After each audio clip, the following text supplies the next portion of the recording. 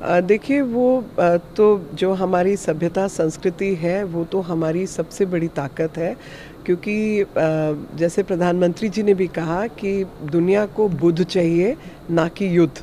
और बुद्ध जो है वो व्यक्ति और धर्म से हटकर एक सोच, एक कॉन्शियसनेस वो है। और जब वो कॉन्शियसनेस सबके बीच आ जाएगी तो युद्ध अपने आप समाप्त होते हैं।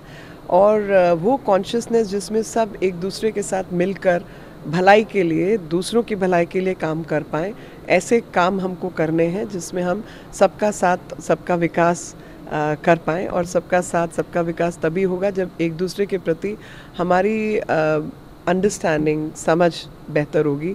और समझ बेहतर होगी तो बुरे विचारों की जगह अच्छे विचार अधिक आएंगे। और भारत का अपना एक अनुभव है इन सब विषयों पर। तो धर्म, यज्ञ, योग, आयुर्वेद ऐसी चीज़ें हैं जिससे पूर्ण दुनिया ने हमारे से इन चीज़ों के माध्यम से लाभ उठाया है। और वो लाभ की वजह से एक पॉजिटिविटी समाज में भी आई है। और जब आप अपनी अच्छी चीज़ों को दूसरों को देते हैं और किसी के चेहरे पे मुस्कुराहट आती है, किसी का दर्द कम होता है, किसी की परेशानी ख़त्म होती है, किसी को सही रास्ता दिखता है, तो वो आपकी शक्ति भी है। तो भारत की शक्ति में भारत की सभ्यता संस्कृति। और मैंने आज एक बात ये कही कि सृष्टि जो है, हम सब भारतीय समझते हैं सृष्टि के मायने क्या होते हैं। तो एक तरफ सृष्टि, दूसरी तरफ प्रकृति।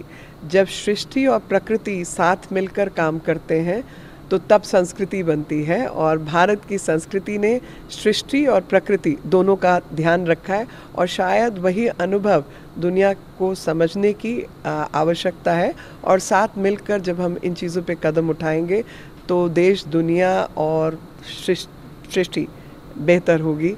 और जो उसको क्षीण करने की कवायद चली या उसको दोहन की जो वजह से जो दिक्कतें आई, वो भी धीरे धीरे हटेंगी। क्योंकि वनवासी जनजातीय समूह को ट्राइबल कहा गया और उनको सुधारने का प्रयास किया गया। मुझे जबकि उल्टा दिखता है कि उनसे सीखने के प्रयास से शायद दुनिया बेहतर होती। और हम सबको उनसे सीखने की आवश्यकता है, जो कि प्रधानमंत्री जी ने इन विषयों पर ख़ास तौर पे बहुत अधिक ध्यान देकर पूरे समाज को इसके प्रति जागरूक करने का प्रयास किया। मुझे पूरी उम्मीद है कि सिर्फ भारतीय समाज नहीं बल्कि दुनिया भी इन विषयों के ऊपर जागरूक होकर इस धरा को बेहतर करने का काम करेगी।